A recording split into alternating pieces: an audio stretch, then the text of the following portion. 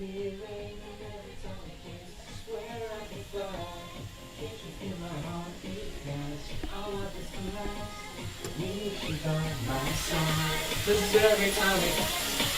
the fuck are you?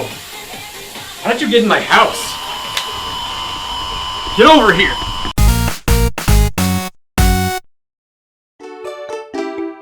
Hello everybody, long time no see. I know it's been a while since the last video on this channel and you guys are probably wondering, Shewy, what have you been up to in all this time? Well, when you're close to 100 subs and famous like me, you tend to be pretty busy with a lot of things. I mean, when I'm not busy having fans break down my bathroom door, I'm usually pretty busy just...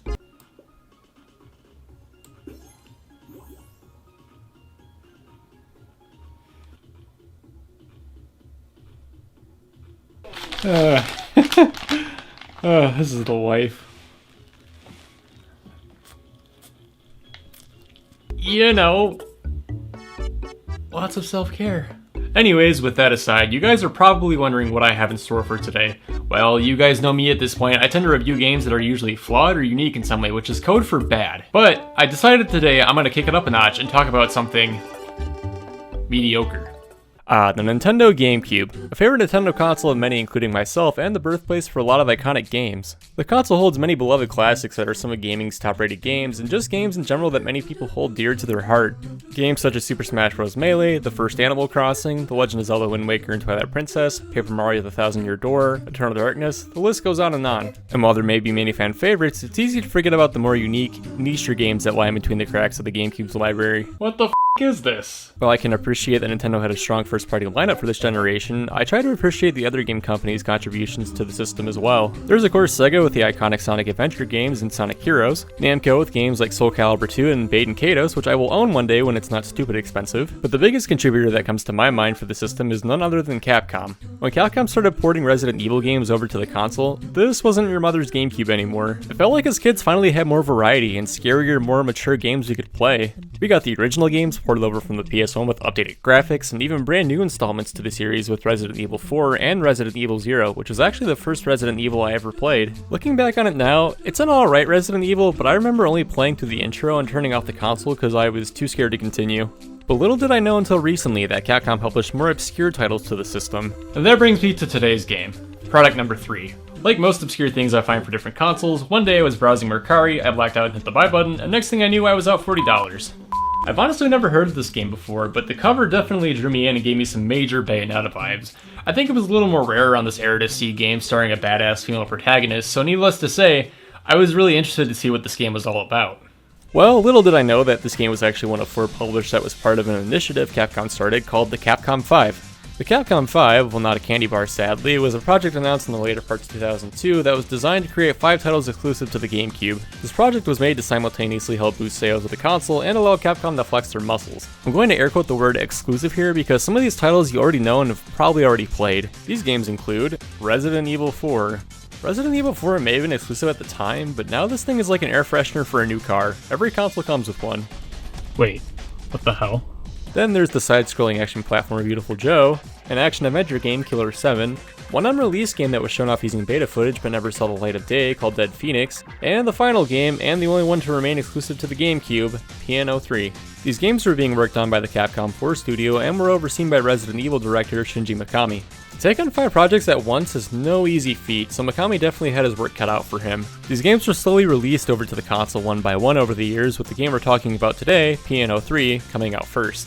Reading articles from around this era, it's no doubt that GameCube owners were all abuzz with all this exciting news. I even found an IGN article citing how this game will be Tomb Raider meets Devil May Cry, and that this is the most jaw-dropping out of the bunch they've seen. Oh boy. To be clear, we're going to focus on this game today specifically, but what's sad and hilarious to me is despite Capcom wanting to help the GameCube become profitable, their Capcom 5 initiative flopped pretty hard for the system, so in the end they just bailed out. Because of this, Capcom was convinced that the GameCube wasn't going to be profitable no matter what they put on it, so they just said screw it and ported everything except P.N.03 over to the PS2. Oh thank god they didn't touch off-brand Bayonetta. I don't know what I would have done without it. No matter which way you look at it, GameCube fans got pretty screwed on this one. Speaking of which, let's finally talk about this game and what its deal is. So, as stated earlier, this was the first of 4 games to come out to the GameCube in March of 2003. This title was actually being directed by Shinji Mikami himself and was made in the hopes of bringing a new and exciting intellectual property to the GameCube. The game was made in only a short span of 7 months, and funny enough was called something completely different, and was a different game entirely. This was originally going to be a type of war game called Robot War Game. I'm so glad they changed it. But hey, let's take a look at that game case and see what we're working with here. Well, I mean, the background is white with this gray hexagon-shaped pattern to give off this sci-fi feel, I guess. So, incoming nitpick, I love the main character's suit, but am I the only person that feels like her glasses and hair just do not match the character? I don't know, I mean, the rest of the character looks fine, but in my personal opinion, I think the addition of the glasses just make it seem like Capcom was trying way too hard to make her look cool.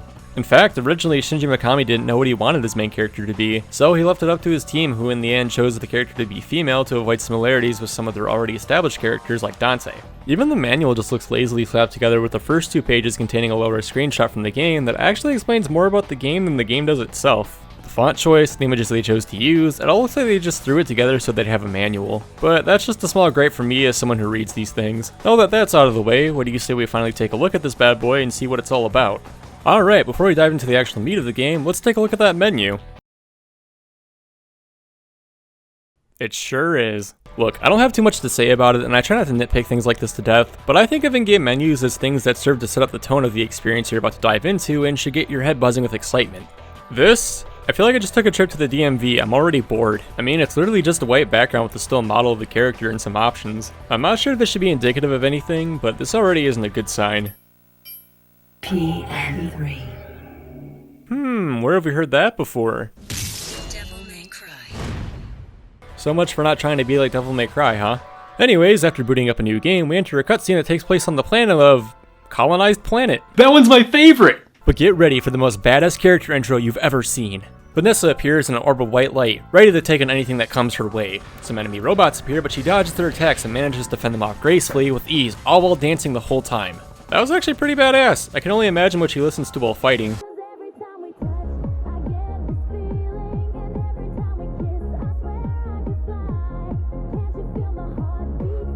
We then receive a transmission from a client who hired us for a mission, and the whole dialogue is just text?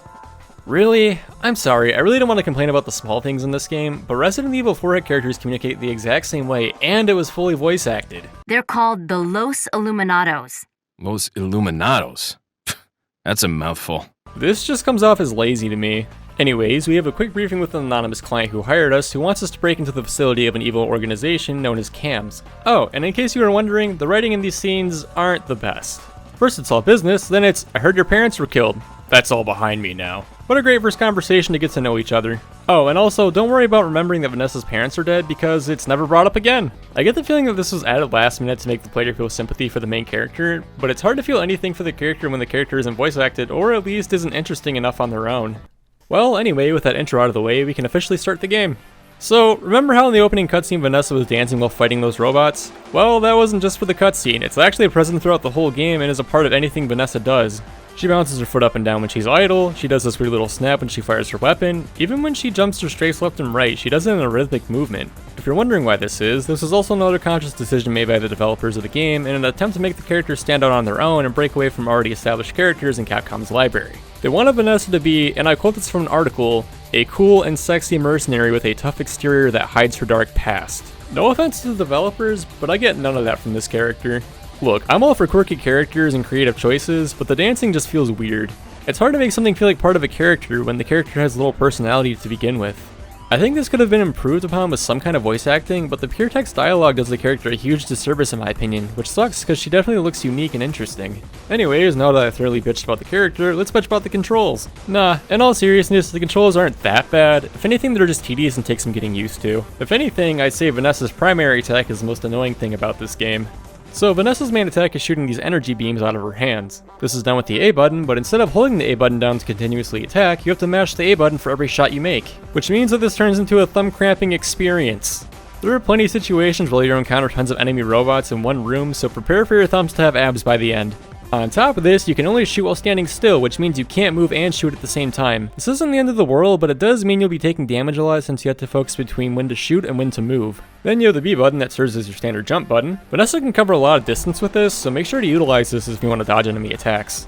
Then there's the left and right shoulder buttons, which makes Vanessa strafe left and right, which is also handy for dodging oncoming enemy fire. The X button of all things allows you to target different enemies if there are multiple in the same room, which is a weird choice for a lock-on button if you ask me. I didn't discover this until halfway through the game and it was completely on accident. I don't know, it's just a weird choice. Why not make this assigned to the Z button where my fingers have easy access and can do this motion quicker? Oh yeah, the Y button.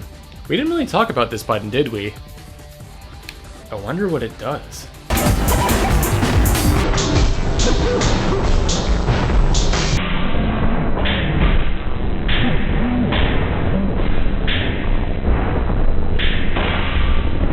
I don't understand. Why would she do that? Wait a minute. Seems like some paint's coming off here.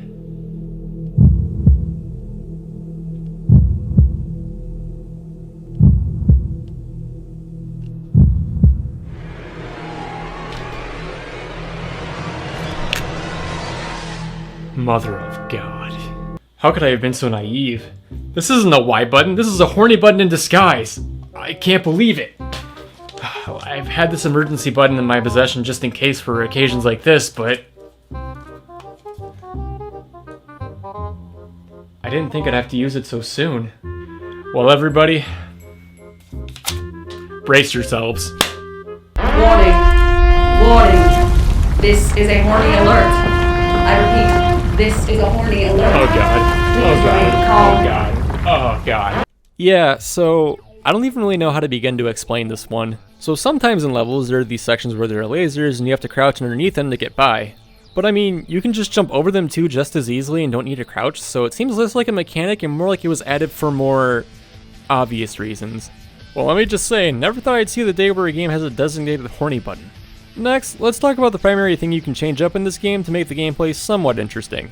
While Vanessa's outfit is flashy, no doubt, it's also the source of her powers. Vanessa wears what's called the Aegis suit, which is responsible for allowing her to do the moves I mentioned throughout this video. One thing you'll notice in the game is you'll rack up points upon defeating enemies or completing a level. These points can be used to buy upgraded versions of your vanilla suit, and they either have an increase in offense or defense. Or if you so choose, you can upgrade the suit you already have equipped. The only other perk to buying these suits is each suit has a different button input you can press that will perform a devastating move that can wipe out most of your enemies. It's a neat idea, but why they had to map the directional input to the D-pad when my fat fingers have a hard time pressing instead of the analog stick makes no sense to me. But that's really all there is to the suits. I didn't bother collecting all of them because some of them were stupid expensive, which means grinding in a game that's already super repetitive, so I just said no thanks. Looking at everything I've mentioned so far in this video, the character, story, combat systems, and upgrades, you'll probably argue that this game is overall harmless. It has some interesting ideas, and I'm definitely a sucker for a good sci-fi setting, but this game has some of the most stale, repetitive, lazy, and uninteresting level design I've ever seen in a video game. I hope you like the color white and the same hallways over and over, because that's what this game is. There's 11 levels in total. The majority of them take place inside while 2 of them are outside, but these are some of the most cookie-cutter, by-the-number sci-fi rooms I've ever seen. It looks like they just bought their assets from somewhere and just copy-pasted it for every level. I mean literally, for the levels that take place inside the facility, the room you start out in is exactly the same every time. Yeah, I mean, sure, there's a boss fight at the end of some levels every now and then, but even those get recycled. And because of how similar every level looks, I ended up getting lost often or going back to where I was before, since there was really no way to tell where I was. I was literally so bored the whole time I didn't even really have a desire to explore the levels and just kept chugging along until I got to the end. It's all the same thing the entire game. Enter a room, shoot the robots, go to the next room, enter another room, shoot more robots, go to the next room, kill more robots, end level. I can't believe I'm saying this, but the level design in this game makes Frogger the Great quest levels look like a masterpiece by comparison. I understand they had a time limit of 7 months to get this done, but they could have at least tried a little bit harder to change up some of the levels, or at least add new elements to make the levels more interesting. And you might think, well, at least the enemy types and the fighting can make the game fun, but that brings me to my next point. Unfortunately, much like the levels, the enemies are just super generic by-the-numbers robots that aren't memorable. Like, I can't even really come up with a way to remember what each robot does, besides that the bigger one shoots missiles and obvious things like that. The story states that we're breaking into a CAM's facilities, so why not add human enemies? Make us fight CAM organization members to give the combat more variety. The robots are fine, but when it's just robots with the same predictable combat, it just stops being fun after a few levels. So now that we covered the core elements of the game, I'd finally like to move on to the story. If you want to try the game for yourself, it's fairly cheap to find, but I'd recommend clicking out the video or skipping to this section if you don't want to see spoilers. Okay, here we go. So as mentioned earlier, we're hired by an anonymous client to infiltrate and take out different CAM's facilities as an act of revenge. This works out in Vanessa's case, since she can use this as a way to get back at CAM's for the death of her parents. That's basically the majority of the story until the later points of the game where things start to get weird. Enter this facility, have some snarky banter with the client, fight a boss, mission complete. It's like this up until chapter 9 where out of nowhere, Vanessa finds something she doesn't expect. What is this? What's going on? She is identical. Wait, is she a clone of myself? Or am I a clone of her? Oh, by the way, this is one of the only 2 scenes that are voice acted in the whole game. Fun fact, if you didn't recognize that voice, Vanessa is played by Jennifer Hale, better known for her role as FemShep in the Mass Effect series. Anyways, Vanessa encounters a clone of herself that's floating in a tube and immediately begins to question if she's a clone herself. Wanting to save her, but the facility going into self-destruct mode, she has no choice but to abandon the clone and get out alive. A couple levels later, and this is it, the final showdown to finally find out what's going on once and for all. I know I've been complaining a lot throughout this video, but I will say the final boss in this game is actually pretty fun to fight. While it may be another robot, you fight it in different stages and it's probably the most varied thing we've fought in this game so far. While it's all well and good, you're still going to look like this while fighting it. Welcome to gaming in 2003, ladies and gentlemen. Anyways, with the boss defeated, we're called by our anonymous client one last time to go through the door in the back. We enter a giant white room with a projector and we finally have our grand reveal. That's right, the client is... ourselves? Alright, now things are interesting. That opens the door for so many questions now, like, what is Cam's purpose and what do they want with us? Why are there clones of us and what does it mean? If we're our own client, what's her end goal in all this and why does Vanessa hire a clone to do her work and not do this herself? Is this Vanessa a clone as well or is she a fake too? And therein lies my biggest problem with this game. Just as soon as things start to get interesting and we finally get something to make us care about the story, the game ends like this. Are you still going to try to make ends meet by being a mercenary? Let me sleep on it. I'm going home. Good night.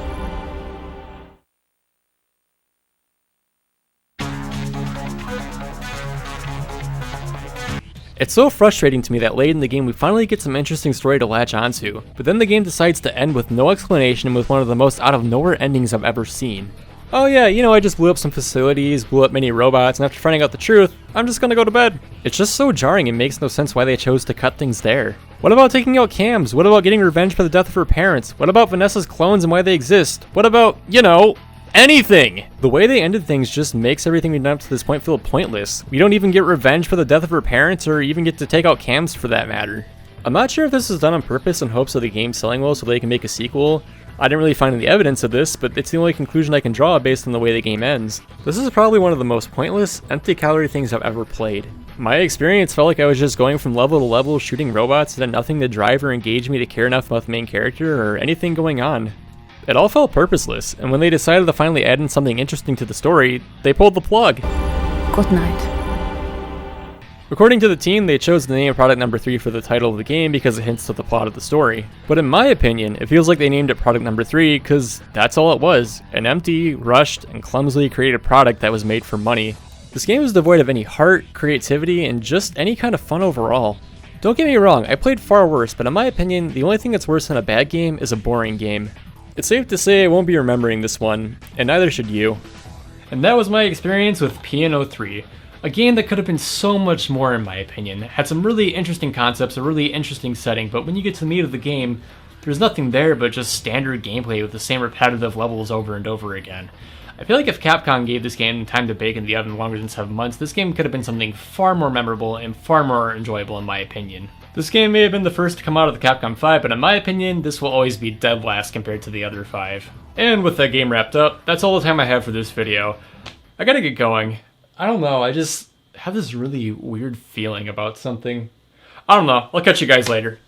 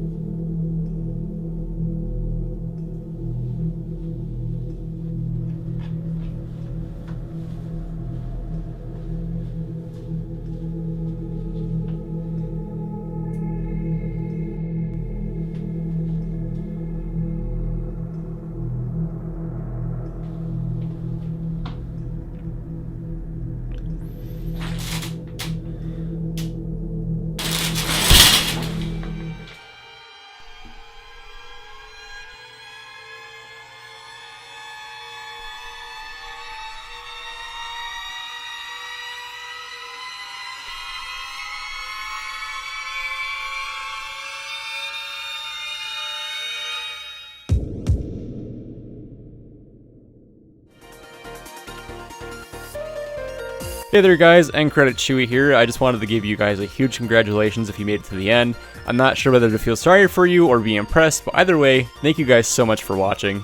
I also wanted to give an additional shout out to my good friend Skylar, also known as Skylar Jade on Twitter and on Twitch, for lending their voice to the horny robot in this video. They pull off a better horny robot than I ever could, so thank you so much for helping me out with this project, and if you guys like that, please consider giving them a follow. They didn't have to do that, and it really, I think, made the video that much more comedic, so thank you for doing that. And the final thing I wanted to say is that we're 6 videos in and so close to 100 subs. If you sub to this channel and have watched anything I've put out, thank you guys so much. It really does mean a lot to me. And also, if you're new here and you guys haven't checked me out yet, be sure to hit that subscribe button or that like button or the notification bell to know when I post a new video. It's been a while since I made one. This video took a while for me to make. It was quite a big hurdle for me to get over for numerous reasons, but it's done. I'm glad it's out. I'm glad it's over with, and I hope you guys enjoyed it nonetheless.